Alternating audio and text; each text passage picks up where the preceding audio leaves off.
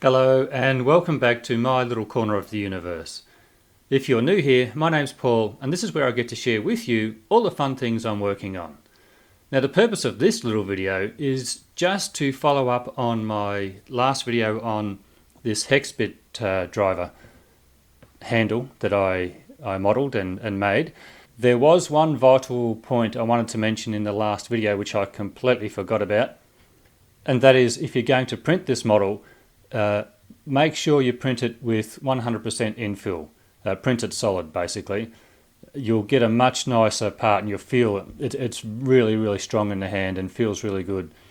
So all you have to do is just set your infill to 100% in your slicer and it'll print it solid. And I also print my models with a wall layers of about 6 wall layers in thickness and then print it solid. And I find to get a really nice solid feeling tool in the hand, so to speak.